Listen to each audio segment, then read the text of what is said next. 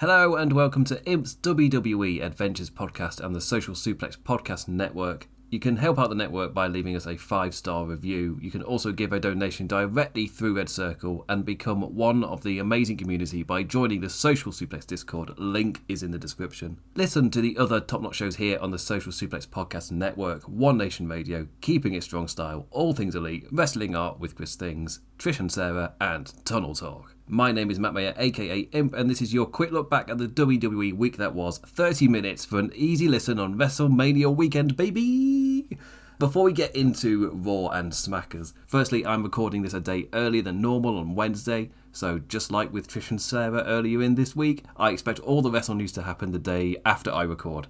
And secondly, on the Vince McMahon leaked letter, I'll direct you to Post Wrestling's coverage. Today on their YouTube channel, Pollock had General Grant's lawyer to talk about it all. A highly recommended listen to, get the victim side of the attempted victim blaming. I won't be talking about it here, but I do very strongly direct you into Post Wrestling's direction. Go and watch that video, it's up on their YouTube channel. It was live today. Also, a bunch of older wrestling guys saying a lot of dumb shit. We've got Bully Ray talking about the Kenny Omega should have gone to WWE to sit under the learning tree of Randy Orton to understand psychology. Which is just like one of the dumbest things I've heard in a while. Yeah, that's one of the things where it's just like, yeah, just totally ignore that. And Kenny Omega himself had the absolute best reaction to that, where it's just like, yeah, probably would have learned things from Randy Orton, because every time you go out there is a learning experience, my friend. Just the most chill, non-enraged reaction at all. So, yeah. Wrestling world doesn't deserve Kenny Omega. Also, the CM Punk had his interview on Ariel Helwani. Is that his last name? I've put in my notes, I've got it as Ariel Helwani because I can never remember what his name is. And it's one of those things where I just refuse to Google it. Because I was like, I can do this, I can remember his name. But it's Ariel Helwani. Anyway, we'll talk about that later when he comes up in the actual shows of the WWE. But Punk early in the week, there's a lot of reframing of past incidents to conveniently make himself look better, to shine himself in a better light, which we like. If you've watched any interviews with Punk before, that you knew he does this all the time. Very blatant that is exactly what Punk is doing. He's changing events to make him look better, and it's very see-through that has happened. So arguably, his interview with Ariel backfired on him. If he hadn't mentioned any of that stuff, especially with Dave Meltzer, just like, no, yeah, he was the guy who was leaking that. So, there's no fan reaction to it's real glass stuff if CM Punk doesn't leak that to the dirt sheets. So he's leaked that so it can have an effect by him doing it.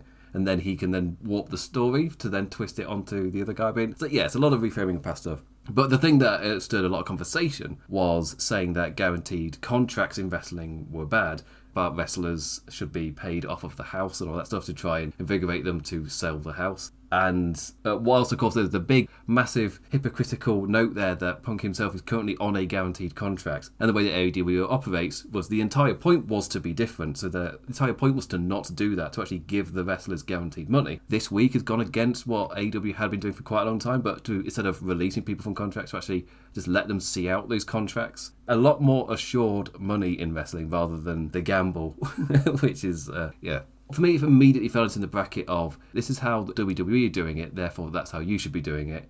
When AEW's entire point of existence was to be something different, not just in terms of what the product was like on the screen, but behind the scenes as well. Try and operate differently behind the scenes, not just in front of the camera. What seems to be the thing here is CM Punk tried to make backstage AEW like backstage WWE, because that's how the successful company does it, therefore that's how you must do it, when the entire point with AEW was to be different.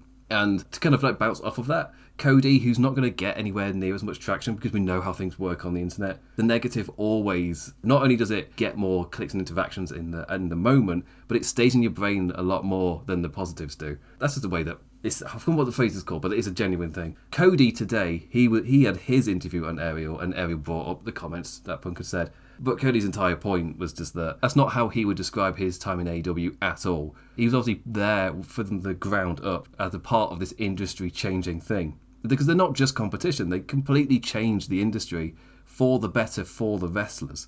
The amount of power that wrestlers have now is so much more higher than it was before AEW existed. They've dismantled the monopoly. Wrestlers have an option now. It's not, you do what WWE says, otherwise you've not got a career in wrestling. No, you've got options now. They have power. And the stuff like Mercedes Moné and Okada and Will Ospreay this year, what they did with their contracts and the way that will have an effect on WWE wrestlers being able to ask for more money. And you can see Becky Lynch doing it right now.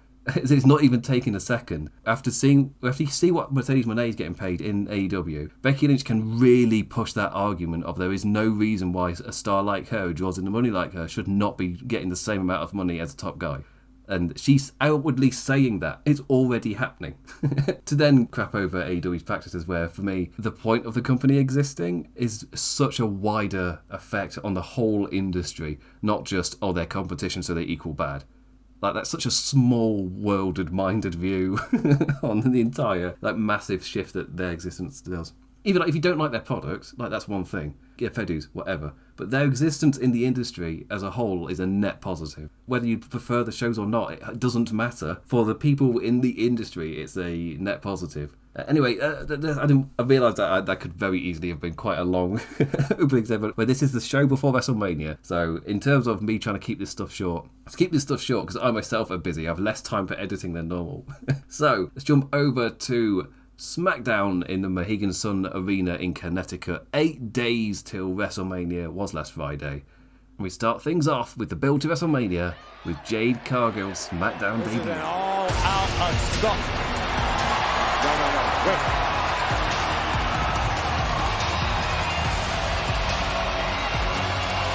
The storm is here! The Bloodline taking the night off, so we get a much-needed Smackers focused on building the other WrestleMania matches. First off, Jade Cargill's Smackers debut. Nick Aldis bringing out the Storm. Her theme, like a WCW note reversal rip-off of her AEW theme, was that, hey, what ain't broke, don't fix it. Jimmy Hart's legacy lives on. It's about damn time the Storm has arrived. She comes out and she cuts a promo, looking amazing, obviously, which is with Jade Cargill. Your first impression is how she looks, then the second impression, because she's like, there is nobody like her.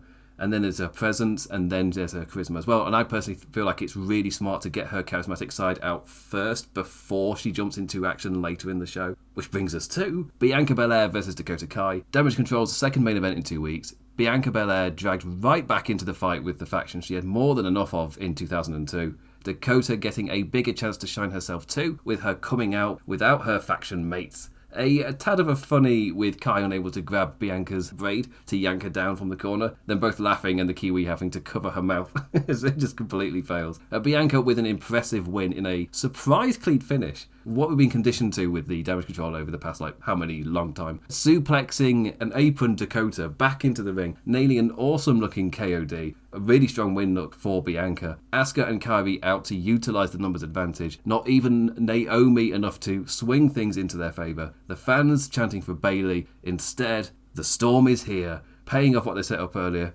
Jade now getting her first taste of an in-ring display, making quick work of Damage Control and nailing both Jaded and the reverse straddled pin. I don't know what else to call it.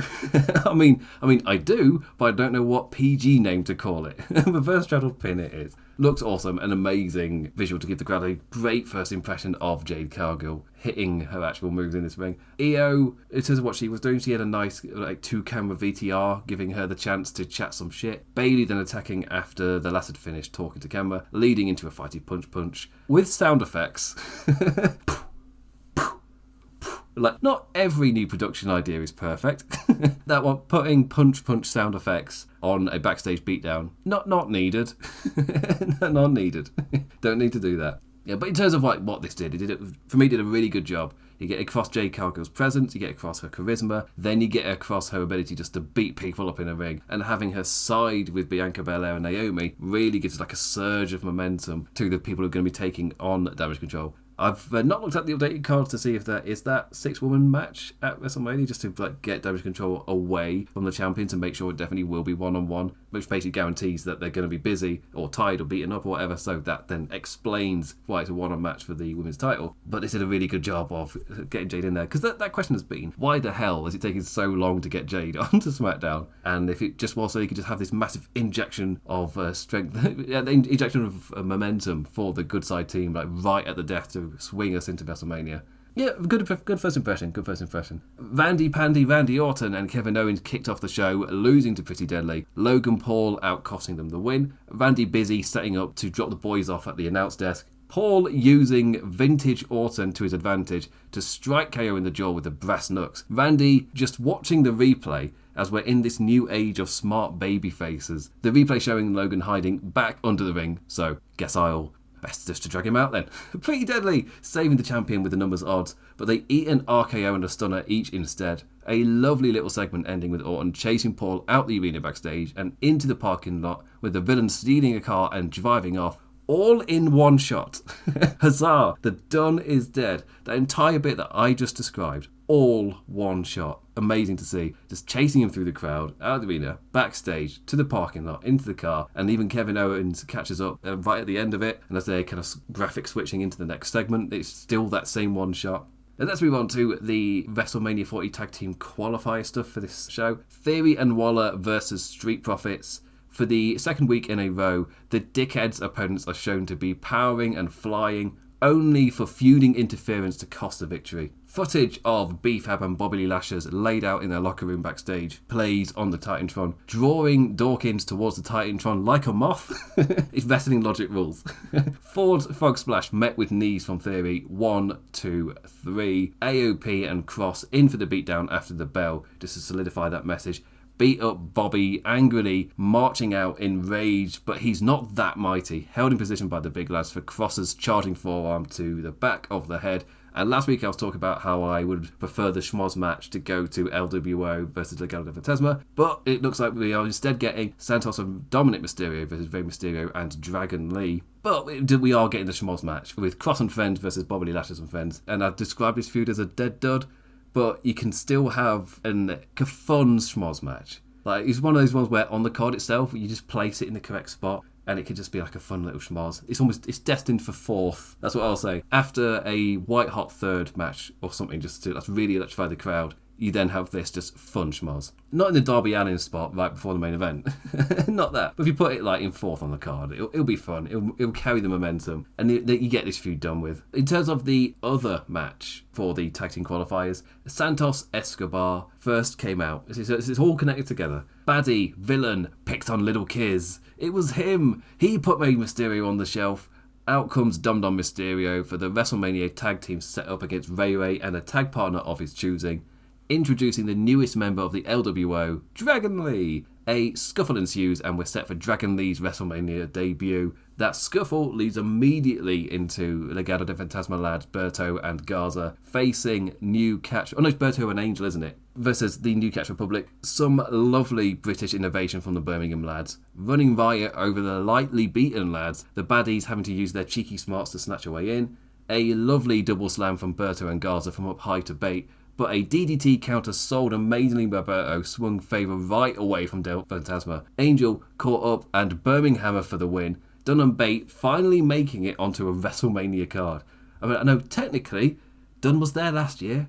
When Sheamus came out, Dunn got to go on the stage because he was doing his butch stuff. So he's out on the stage and Ridge Holland has to hold him back and Sheamus goes out for his match. But this time he gets to be there for the fun ladder match. AJ Styles with his first proper words for LA Knight since attacking him at Elimination Chamber. Knight turning up at the man's house last week. The action that's pushed AJ over the edge. Blaming the fans for the lad's actions. Knowing that the man will be hiding out somewhere to try and attack him. Like a not greatly executed fake fan jump in. Just the attempted fake outs to be like, oh, is that LA Knight? Oh, no. But what it's setting up is that one of the security guards is LA Knight. Because Knight was actually hiding as one of the security guards into our second usage of the Titantron to solve a riddle of the night. Like, yeah. Takes his stuff off and beats up AJ Styles as AJ Styles watches him take off his disguise in the Titantron, and then they have a big old brawl and it goes LA Knight's way, who's then on the announce desk and the crowd right behind him. And for me, that's like the final sight for WrestleMania. You don't really need to do any more build this week on SmackDown.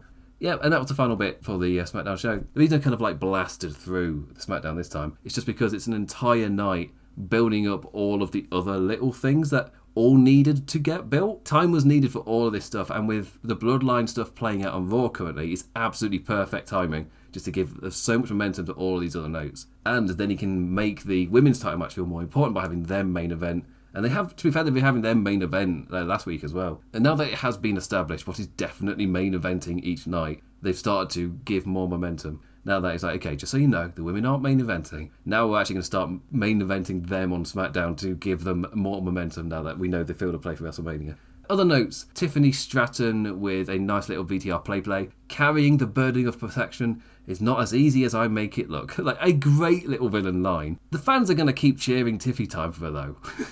Like, she's so incredibly over. So there is that. And my other note is that I was watching WrestleMania from last year, and it immediately hit me how much I just disliked the Kevin Dunn production era. Just all of the tropes are all there for the WrestleMania one. And he also realised just how boringly the ring is shot. Like, just how flat everything is, and there's, like I'm talking about, we talk about with Raw and things, where they really make the crowd feel big by just having that ring just to the left of shot. And often that's great for the WrestleMania season because that means on the top right of the screen you can get WrestleMania logo. But it also just gives that feeling of the size of the crowd. And watching the Dunn era, everything feels so flat. And he films the camera, he will also film the camera like slightly to the left. But when I say slightly to the left in that one, I mean the bulk of the shot.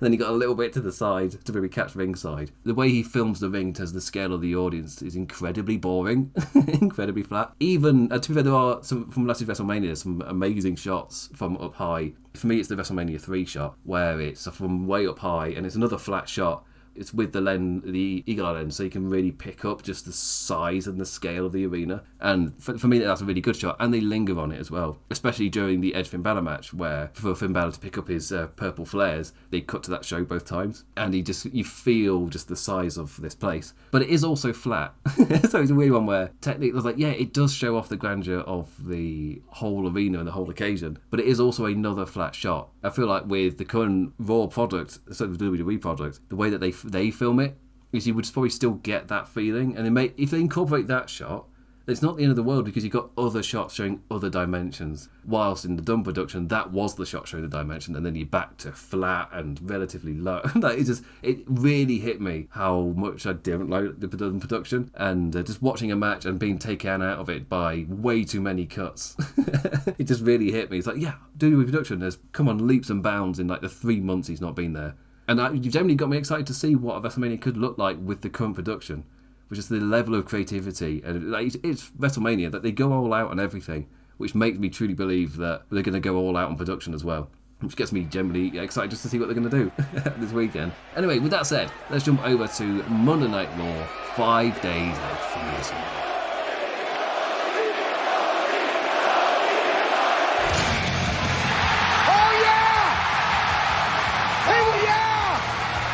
Clear to be you.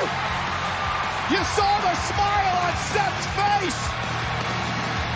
Cody and Seth set the trap. Here comes Rhodes, and here we go. The American Nightmare hanging on the Rock.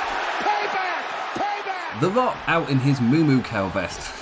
The things past me rights for me to say. Out for his self-applauding promo after beating and whipping Cody last week. A whole making kids cry bra video, cutting back to an arena, chanting Rock's name. I said it earlier in the show, wrestling fans are weird. There are times in life when people are talking shit when they shouldn't be talking shit. The Rock and WWE supplying weekly new clips for Twitter shaming use. Cody had a banger last week as well. Setting the stage for the WWE Undisputed Champion Roman Reigns, he's come to Raw to acknowledge his family, running down Cody, how at WrestleMania they go to shut the door on Cody's WWE tenure. But it's Seth Rollins' theme that hits to enter through the crowd, proposing the biggest match for the biggest Raw against either The Rock or Roman Reigns. So, on to the main event of Seth Rollins versus Solo Sikoa. The crowd were not that hot after they found out this would actually be the match. You ain't gonna fight The Rock, boy. You ain't gonna fight Roman Reigns, boy.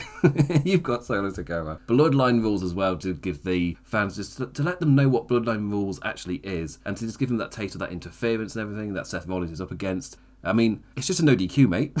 Like, it's not that complicated. But in a very natural way, instead of having Michael Cole having to list out rules like a TNA special match, he instead, like, we've seen what Bloodline rules is. We all know what Bloodline rules means for definite now. We know what it is. We know what the stakes are for WrestleMania, which, for me, this is all setting up. It's exactly what I would do as well. That's kind of why I'm applauding it, because it's what I would do if I was there in those production meetings. I would do this so the fans know the consequences of Bloodline rules when Cody and Seth Rollins lose. Seth Rollins is there as a pin eater. If it's been screaming it, and that's the perfect setup for his match with Drew, whichever way that one goes, and it's a perfect setup just to make the mountain the most difficult climb possible for Cody Rhodes, which also sets up not just interferences on behalf of the Bloodline, but interferences on behalf of Cody Rhodes in a full-on crazy... People have been saying the Avengers look to the left when out comes Steve Austin and John Cena. I'm totally on board for that. Totally on board for all of that nonsense. This match, though, was Rollins' first televised match since his knee injury, immediately becoming a ringside scuffle, Seth just launching chairs at the lad, before happily obliging to the modern cheap pop, the table. Don't worry, he paid the price. Pro wrestling rules state whoever sets it gets it. Samoan drop off Brett's rope crashed old Setherton through the wood. The sunset flip powerbomb through the second table looked damn great though. A top-notch setup for the crowd to be hot for the stomp, only to call out Jimmy for the interference. Jay out for the babyface save, chasing his brother to the back, only for The Rock to crash him down, tricking us that he and Roman had both just left earlier in the show, which was entirely believable. We've done our promo for WrestleMania. We're just both going to leave now. You're getting Seth Rollins versus Solo Sikoa, suck it. The crowd calling for him, and the music with one hell of a pop for Cody Rhodes charging out to beat up the final boss, Rollins and Rhodes beating Rock up and teasing a rock bottom on the announce table, only to be saved by Reigns, who also hadn't left. It's all a bit way you can just believe. It's like, okay, Rock's not left, but surely Roman's left. Roman just does his promo and leaves all the time. Surely that's just what's happened, right? The crowd incorrectly reading that CM Punk would make the save. Like, hey, wrestling fan intelligence isn't at an all-time high. We're getting there. We're getting there, slowly. The tease for WrestleMania spots completed, now completely swinging back into Rock and Roman's beatdown. Rocky with a Cody weightlifting belt, whipping both baby faces before giving Roman the reins to whip him to, taking Rock's beating from last week and bringing it in front of the fans. Cameraman in the ring to give us a proper shot of Rock whipping Cody. Those dramatic lessons from Cody's MJF feud coming into good use. You couldn't ask for a better final beat before Mania, as Roman lifts his title and Rocky lifts the nightmare weight belt that he's just whipped both of the opponents with. Such a good start to the show to set all of this up, where you just fully believe that Seth Rollins is going to face over Sikoa. Yeah, to be fair, it is WrestleMania this weekend. You want to make sure that nobody gets hurt. So why not? If you're going to risk somebody, but Solo Sikoa's not the worst in the world. If Seth gets somewhat hurt, it's a tag match. You can work around it, even though it's meant to be the workhorse. You can still work around it. It's not the end of the world. But it was, for me, the best final beat that they could have possibly done with what they set up. And it was a great bookending to the show. Perfect way just to get you fully motivated for WrestleMania. And for me, this works really well as the final show before WrestleMania, not just the final Raw, but actually for the main event, because now you can just use SmackDown to do a little bit more build for those other lower, mid-card matches. You have SmackDown focus on that, on building WrestleMania. I would you make SmackDown good viewing, and you're happy you watched it if you did, but it's not necessary viewing. Don't have to have made sure you watch SmackDown. If you're going to WrestleMania and you're going to be a little bit busy on Saturday, the likelihood is you might not have time to watch SmackDown, so it makes sense, just to make sure. Don't make it compulsory viewing. Just make it the extended edition of the WrestleMania build. If you want more, you got 2 hours of extra stuff. But if you don't watch it, it's not the end of the world. As for the rest of Monday Night Raw, commercial-free first hour. Why does Ariel have the Nottingham Forest emblem on his laptop? I'm a Nottingham Forest fan. I've been a Nottingham Forest fan since my granddad took me to see them in 2002/3 season. Is he a Forest fan this year? Is that his thing? Am I legally not allowed to dislike him? The goddamn football bylaws. I guess, he really is the best journalist. He's a Forest fan. Legally, I have to regard everything he says. At least for a while, he is a Forest lad. He was used in the Rhea Ripley and Becky Lynch, with both of them having their interviews and then using that to further their storyline. I will say it worked really well in setting up the Rhea Ripley and Becky Lynch stuff. This is the stuff that dates really well too, this kind of setup. When you go back and watch the older WrestleManias, because this is a capture of the era in terms of how these interview stuff or things are done. And then when you jump 20 years into the future, this will feel like this time period when you go back and watch it. Aside from that, we also had the New Day and DIY versus Judgment Day. Hey, you get a commercial-free first hour, you're going to get DIY. It happens every time. 6 of the WrestleMania 40 tag team ladder match lads, plus Donut and Dom. Johnny Gargano taking risks and diving right into the corner of the announce desk. He's all right, listeners. He's absolutely fine. Priest means business now, calls Cole as Senor Money in the Bank chokeslams one lad, kicks another in the face before launching Ciampa for the win. The champions get a very strong win before WrestleMania, which means they're losing.